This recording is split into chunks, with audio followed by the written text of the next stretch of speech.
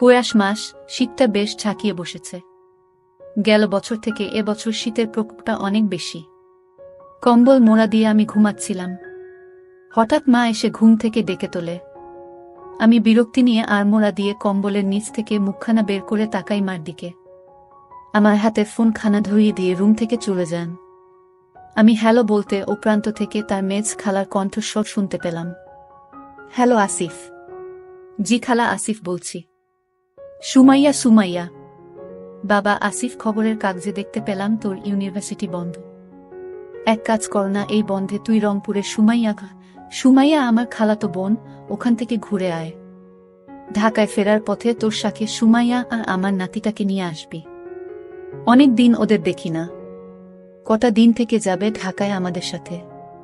আমি একটু চিন্তা করে। ঠিক আছে খালা, আমি যাব। কবে যেতে হবে? তোর সুবিধা মতো 2-3 দিন মধ্যে গেলেই চলবে। ঠিক আছে খালা, তুমি কোনো চিন্তা করো না। আমি কাল পরশু রওনা হয়ে যাব রংপুর। তুমি সুমাইয়া আপুকে বলে দেও আসছি। ফোনটা রেখে আসিফ বাথরুমের দিকে হাঁটা দেয় ফ্রেশ হবে বলে। ঢাকা বিশ্ববিদ্যালয়ের ফিন্যান্স বিষয়ে অনার্স পড়ছে আসিফ। আসিফের তেমন কোনো ব্যস্ততা নেই পড়াশোনার চাপ। তার উপর ঢাকা ইউনিভার্সিটি অনির্দিষ্টকালের জন্য বন্ধ ঘোষণা করেছে রোকেয়া হলের এক ঘটনাকে কেন্দ্র করে। সারাদিন বাসায় ঘুমিয়ে অলস সময় কাটছে তার। সকালের নাস্তা করে আসিফ কমলাপুর রেল স্টেশনে চলে যায় রংপুর যাবার টিকিট কাটতে। আসিফদের কাজিনদের মধ্যে সুমাইয়া বেশ সুন্দরী। বিয়ের আগে সুমাইয়ার অনেক ভালো বিয়ের প্রপোজাল আসত। শ্যামা 5 ফিট 5 ইঞ্চি লম্বা, গায়ের রং উজ্জ্বল ফর্সা, আর শরীরের গঠনও বেশ ভালো, যেন ছেলেদের আগুন ধরাত। পাড়ার সব বয়সী ছেলেরা পাগল ছিল সুমাইয়ার জন্য। সুমাইয়ার বাবা হঠাৎ করেই সুমাইয়ার বিয়ে ঠিক করে ফেলেন এক বিসিএস ক্যাডার ছেলের সাথে। পাত্রের বয়স একটু বেশি, 36, আর সুমাইয়া 22 বছরের পরিপক্ক এক রমণী। 14 বছরের গ্যাপ খুব একটা বড় সমস্যা হয়ে দাঁড়াল না সুমাইয়ার পরিবারের কাছে। কিন্তু সুমাইয়ারও ওই বিয়েতে একদম মতো ছিল না। ভাগ্য নাকি নিয়তি, সুমাইয়ার বিয়ে হয়ে যায় সেই বিসিএস ক্যাডার ছেলের সাথে। সুমাইয়ার হাজব্যান্ড মুনির সাহেব খুব ভালো মানুষ। মুনির সাহেবে এখন রংপুর জেলার জেলা প্রশাসকের দায়িত্বে আছেন। বর্তমানে সে ট্রেনিং 8 মাসের জন্য দেশের বাইরে গেছেন। বিয়ের পরের বছর সুমাইয়ার কোল জুড়ে আসে ফুটফুটে একটি ছেলে সন্তান। দেখতে দেখতে ছেলেটা বড় হয়ে যায়। নাম রাখে শাবাব। শাবাব এখন ক্লাস 2তে পড়ে। শাবাবের এখন বার্ষিক পরীক্ষা চলছে, শেষ হবে কদিন পরে। তারপর দিন আসিফ তার লাগেজ গুছিয়ে রওনা হয় রংপুরের উদ্দেশ্যে। এসি কেবিন, শোবার জন্য স্লিপার আছে। বেশ আরামদায়ক জার্নি, তবে অনেক লম্বা সময়। দেখতে দেখতে 12 ঘন্টা চলে গেল। সকাল 11টার দিকে আসিফ রংপুর রেল জংশন স্টেশনে পৌঁছাল গেল। আসিফের জন্য সুমাইয়া রেল স্টেশনে গাড়ি পাঠিয়েছিল আসিফকে রিসিভ করতে।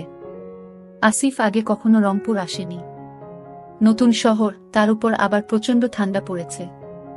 নতুন পরিবেশ, নতুন শহর দেখতে দেখতে আসিফ জেলা প্রশাসকের বাংলোতে চলে আসল। বাংলোটা বেশ অনেকখানি জায়গা নিয়ে করা হয়েছে। পুরো বাংলোটা প্রাচীর দিয়ে ঘেরা। বাংলোর সামনে সুন্দর সুন্দর বাহারি রকমের ফুলের বাগান করা হয়েছে। বাংলোর চারপাশে সারি সারি বিভিন্ন রকমের ফলের গাছ, পাখির কিচিরমিচির শব্দ। শহর থেকে একটু দূরে নিরিবিলিতে খুব সুন্দর করে সাজানো বাংলোটি। জেলা প্রশাসকের বাংলো বলো কথা। গাড়িটি বাংলোর ভিতরে আসার পর সুমাইয়াকে বেরিয়ে আসতে দেখল আসিফ। প্রায় 4 বছর পর সুমাইয়ার সাথে আসিফের দেখা। সুমাইয়া ওদিন জর্জেটের শাড়ি পরেছিল। শাড়িটি উপর থেকে একটা শাল দিয়ে জড়ানো। আসিফ গাড়ি থেকে নামার পর সুমাইয়া দুহাত এগিয়ে দিয়ে আসিফকে। সুমাইয়ার বিশাল আসিফের বুকে চাপ খেল কয়েক সেকেন্ডের জন্য। নরম পেয়ে আসিফের একটা কাঁপনি দিয়ে ওঠে। নড়েচড়ে ওঠে, দাঁড়াতে শুরু করে। মুক্ত হবার সময় সুমাইয়ার গায়ের চাদরটা খুলে যায়। সাথে সাথে সুমাইয়ার হাতা আসিফের চোখ সুমাইয়ার দিকে আটকে যায়। সুমাইয়া সেটা বুঝতে পেরে শালটা পেঁচিয়ে নেয় গায়ে। আসিফের কাছে জানতে চাইল পথে কোনো সমস্যা হয়নি তো। আসি না সূচক উত্তর দিল। আসিফের প্রতি একটা বিশেষ দুর্বলতা আছে। পেয়ে আসিফের মনটা চলে যায় সুমাইয়ার দিকে। দৃষ্টিতে সে সুমাইয়াকে অবলোকন করতে থাকে। সোমা আসিফকে পুরো বাংলোটি ঘুরিয়ে দেখাতে থাকে। বাংলোটা 3 তালা। নিচে তালায় ড্রয়িং, ডাইনিং আর কিচেন রুম আছে। দোতলায় মাস্টার বেডরুম ও আরও 3টি রুম আছে। সবগুলো রুম বেশ বড় বড়। বাংলোর 3 তলায় স্টোর রুমের মতো কিছু রুম আছে। তার উপরের তলায় ছাদ। পুরো বাংলোটি খুব সুন্দর পরিপাটি করে গুছানো। সুমাইয়া আসিফকে পুরো বাংলোটি ঘুরিয়ে দেখাল। তারপর দোতায় একটি রুম দেখিয়ে আসিফকে ফ্রেশ হতে বলল। আসিফ তার থাকার রুমটি এক ঝলক দেখে নিল। একটা অ্যাটাচ বাথরুমও আছে সাথে। রুমে একটা কিং সাইজ খাট, তার পাশে আলমিরা ও ছোট একটা টেবিল। আসিফের বেশ পছন্দ হলো নিজের রুমটি। দুপুরের খাবার দেয়া হয়েছে। আসিফকে নিচ তালায় খেতে ডাকে সুমাইয়া। সুমাইয়া দুপুরের শাওয়ার নেয়ার পর কাপড় চেঞ্জ করে হালকা গোলাপি রঙের মেক্সি পরেছে। চুলগুলো তখনও ভেজা। মেক্সির ভেতর থেকে তার অস্তিত্ব জানান দিচ্ছিল। সুমাইয়াকে বেশ আকর্ষণীয় দেখাচ্ছিল। সুমাইয়াকে আগের থেকেও আরো সুন্দর লাগছিল আসিফের। মনে হচ্ছিল সব রিলেশন বিসর্জন দিয়ে সুমাইয়াকে বউ বানিয়ে নেয়।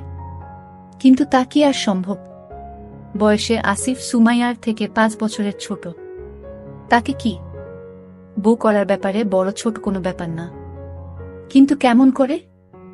আসিফ দুপুরের ভাত খেতে খেতে চিন্তা করতে লাগলো কেমন করে সুমাইয়াকে বলবে। দুপুরের ভাত খাবার পর আসিফ ছাদে উঠে একটা সিগারেট ধরায়। শীতের আমেজ সিগারেটে টান দিতে আসিফের বেশ ভালোই লাগছিল। ছাদে কিছু কাপড় শুকুতে দেয়া হয়েছে সারিবদ্ধভাবে। তার মধ্যে একটি কালো রঙের। আসিফ বুঝতে পারে এগুলো সুমাইয়ার। আসিফ ছাদের 4-5টা দেখে নিয়ে হাতে নেয়। কাপ দুটি বিশাল। আসিফ অনুমান করার চেষ্টা করে সুমাইয়ার কত বড় হতে পারে। সকালে সে পেয়েছিল। নাকের কাছে নিয়ে সুমাইয়ার গন্ধ খুঁজতে থাকে আসিফ। পাশে একটা হ্যান্ডব্যাগ দেখতে পায়। 100% কটন। এক ধরনের ফ্যান্টাসি কাজ করতে থাকে তার মধ্যে। সেমি ট্রান্সপারেন্ট, একই সাথে স্টাইলিশ। পরলে সুমাইয়াকে না জানি কতটা সুন্দরী লাগে। আসিফ সেটা চিন্তা করতে করতে উপর ঘুষতে থাকে। হঠাৎ সুমাইয়ার গলার আওয়াজ শুনতে পায় আসিফ। আসিফ দ্রুত আগের জায়গায় রেখে দিয়ে ছাদের রেলিংয়ের এক পাশে সরে আসে। সুমাইয়া হাতে চায়ের কাপ আর এক হাতে একটা মোবাইল ফোন। চায়ের কাপ আর মোবাইল ফোন আসিফের দিকে এগিয়ে দিয়ে বলে, দেখ তো আসিফ, আমার মোবাইল ফোনটা বেশ স্লো হয়ে গেছে। কিছু করতে পারিস কিনা? আসিফ সুমাইয়ার ফোনটা হাতে নিয়ে অপশনগুলো দেখে ঠিক আছে কিনা। Android handset. মোবাইলটা হাতে নিয়ে আসিফ কৌতূহলবশত কল লিস্ট দেখতে থাকে। রাত 2টার সময় মুনির ভাইয়ের পিএস কোনো সুমাইয়াকে ফোন করবে। আসিফ কল ডিউরেশন দেখে। প্রায় 25 মিনিট কথা হয়েছে। দিনে আরও বেশ কবার। সন্দেহ হয় আসিফের। আসিফ ফোনটি রিসেট করে দিয়ে নতুন করে সেট আপ করে দেয়। সাথে একটা অটো কল রেকর্ডিং অ্যাপ্লিকেশনটা ডাউনলোড করে ইনস্টল করে দেয়। তারপর সুমাইয়ার হাতে দিয়ে দেয়। সুমাইয়াকে সে আর চোখে দেখতে থাকে। সুমাইয়ার প্রতি একটা তীব্র অনুভব থাকে সে। সুমাইয়ার আগের থেকেও আরো ভারী হয়ে উঠেছে। গোলাপি মেক্সির উপর কোনো নেয়নি সুমাইয়া। ফলে তার পবত সমান বেশ ভালো মতোই দেখা যাচ্ছিল। আসিফ যেন তা চোখ দিয়ে গিলে খেতে থাকে। এই শীতের রাতে সুমাইয়ার মতো সুন্দরী নারীকে পেলে মন্দ হতো না। পাগল বানিয়ে দিত আসিফ। তার জন্য রাস্তা খুঁজতে থাকে আসিফ। রাতে একটু আগে ভাগে ঘুমিয়ে পড়ে আসিফ। রাত 2টার দিকে হঠাৎ তার ঘুম ভেঙে যায়। সে ঘুম থেকে উঠে পানি খাবার জন্য নিচে নামে আসতে থাকে। হঠাৎ শ্যামা এবং পুরুষ কণ্ঠস্বর শুনতে পেয়ে থেমে যায়। পা টিপে টিপে সে নিচে নেমে আসে। শুনতে পায় সুমাইয়া বলছে মুনির ভাইয়ের পিএসকে বলছে, প্লিজ দেখো, এখন এসব হবে না। ঢাকা থেকে আমার কাজিন এসেছে। তোমাকে একটু চলে যাব জান। আমার কাজিন জানতে পারলে সর্বনাশ হয়ে যাবে। ও যতদিন এখানে আছে ততদিন এগুলো থেকে দূরে থাকতে হবে আমাদের দুজনকেই।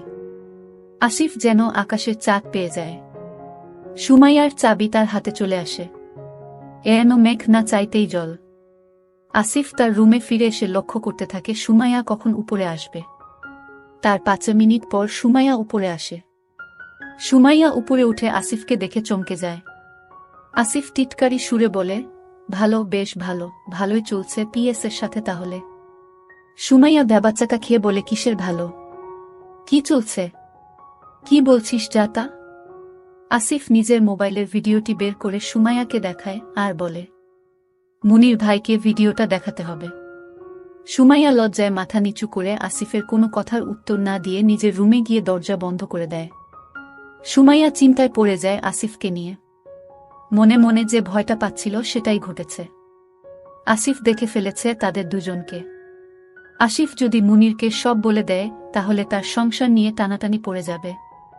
কিভাবে আসিফকে সে সামাল দিবে বুঝতে পারছে না। সারা রাত সুমাইয়ার ঘুম হল না। ওদিকে আসিফ মনে মনে বেশ খুশি সুমাইয়াকে টিকিট পেয়ে গেছে সে। এখন শুধু সময়ের ব্যাপার মাত্র। সুমাইয়াকে সে ব্ল্যাকমেইল করবে। সুমাইয়াকে আত্মসমর্পণ করতেই হবে আসিফের কাছে। পরদিন সকালে ঘুম থেকে উঠার পর সুমাইয়া আসিফকে এড়িয়ে চলতে লাগল। আসিফ সুমাইয়াকে সুযোগ খুঁজতে থাকে। বাসায় একটি কাজের মেয়ে আসে সকালে। কাজ শেষ করে সে চলে যেতে যেতে বিকেল হয়। বিকেলে আবার শাবাব স্কুল থেকে চলে আসে। সুযোগের অপেক্ষা তাকে বেশিক্ষণ করতে হয় না। বেলা 12টার দিকে সুমাইয়া শাওয়ার নিয়ে ভেজা কাপড় হাতে নিয়ে ছাদের দিকে যেতে থাকে তা রোদে দেবার জন্য। আসিফ মনে মনে চিন্তা করে এই তো সুযোগ। আসিফ নিচতলায় নেমে দেখে নেয় কাজের মেয়েটা রান্নাঘরে রান্না করছে। আসিফ দেরি না করে ছাদের উদ্দেশ্যে রওনা হয়। সুমাইয়া কাপড় রোদে দিয়ে নিচে আসতে থাকে। অমনি ছাদের চিলে কোঠায় সুমাইয়াকে একা পেয়ে দেওয়ালের একপাশে ধরে আসিফ। সুমাইয়াকে কোনো সুযোগ না দিয়ে আসিফ সুমাইয়ার আরম্ভ করে। সুমাইয়া নিজেকে ছাড়িয়ে নেওয়ার চেষ্টা করে কিন্তু সফল হয় না। সুমাইয়া চিৎকার দিয়ে উঠে বলে, ভালো হচ্ছে না কিন্তু ছাড় আমাকে। যখন মুনির ভাইয়ের পিএস রবি সাহেব তোমাকে তখন খুব ভালো লাগে তাই না? আমি কিন্তু চিৎকার করব। চিৎকার কর না, আমিও সবিকে বলে দিব তোমার কুকর্ম। শুধু তোমার নিয়ে একটু খেলা করব রবি সাহেবের মতো, তারপর ছেড়ে দিব। আর কখনো তোমাকে ডিস্টার্ব করব না। শুধু এতটুকুই, আর কখনো আমাকে ডিস্টার্ব করবে না? না, করব না, প্রমিস। আসিফ সুমাইয়াকে দেওয়ালে ঠেস দিয়ে ধরে। আসিফ সুমাইয়ার খুব কাছে এসে সুমাইয়ারও চোখের ওপর চোখ রাখে। সুমাইয়া ও আসিফের আই কন্ট্রাক্ট হয়। সুমাইয়া আসিফের চোখে চোখ রাখতেই হায়ানার ক্ষুধার্ত চেহারার প্রতিচ্ছবি দেখতে পায়, যেন তাকে চোখ দিয়ে আসিফ। সুমাইয়ার অসহায় চোখ দুটির দিকে তাকিয়ে আসিফের একটু করুণা হল না। সুমাইয়া আসিফের চোখ থেকে নিজের দৃষ্টি সরিয়ে নেয়, মুখটা নিচু করে অন্যদিকে ঘুরিয়ে নেয়। আসিফ দুহাত দিয়ে সুমাইয়ার, আসিফের দুই হাত সুমাইয়ার বিশাল কিন্তু পারে না। তার হাতের পাঞ্জার থেকেও সুমাইয়ার বেশ বড়। আসিফের হাতের আঙ্গুলগুলো যেন পারদর্শী। তারপর জনে জনে সবাইকে জানাব, তখন তোর সংসার কেমন করে টিকে সেটা আমিও দেখব। আমি যদি দেই তার কি গ্যারান্টি আছে? তারপরও তুমি আমার হাজবেন্ডকে বলবে না? এই তো সুমাইয়া লাইনে আসছে। আমি তোমার পেলে কাউকে কিছুই বলবো না। তবে তবে কি? শুধু তোমার হাজবেন্ডকে জানাবো। মানে? ক্রোধ আর রাগান্বিত কণ্ঠে সুমাইয়া জানাতে চাইল, মানে খুব সোজা, আমি যতদিন রংপুর আছি ততদিন আমি তোমাকে। এমনটি। আসিফের থাপ্পড় খেয়ে সুমাইয়ার মাথায় চক্কর খেল। আসিফের কথাগুলো যেন তার থেকেও বেশি তাকে তেজ করে দিল। সুমাইয়া ফাটা মতো চুপসে যেতে থাকল। আসিফ সুমাইয়ার সবচেয়ে দুর্বল জায়গাটার মধ্যে ছুরি দিয়ে আঘাত করল। সুমাইয়া মনে মনে ভাবল, আজ এই জঘন্য কাজটা তাকে করতে হবে শুধু তার ভুলের কারণে। রবির সাথে তার সম্পর্ক তা আসিফ জানে এবং তার হাতে প্রমাণও আছে। আসিফ তাকে ব্ল্যাকমেইল করছে। সুমাইয়া বুঝতে পারল সুমাইয়া হাতে আর কোনো পথ খোলা নেই, নিজেকে আসিফের কাছে বলিদান করা ছাড়া। আসিফ হায়ানার মতো তার চুপ করে অসাড় দেহে সিঁড়িতেই দাঁড়িয়ে রইল সুমাইয়া। আসিফের সুমাইয়ার মনের ভাষা বুঝে নিতে দেরি হল না। আসিফ ছাদের সিঁড়ির উপরিভাগে নিয়ে সুমাইয়াকে দাঁড়া করাল। ছাদের সিঁড়ির ঘরের দরজাটা খোলা থাকার সুবাদে দিনের আলোতে সুমাইয়াকে সে ভালোমতো দেখতে পাচ্ছিল। শ্যামা গা নীল রং, তার মধ্যে ছোট ছোট গোলাপ ফুল আঁকা প্রিন্টের পড়েছে।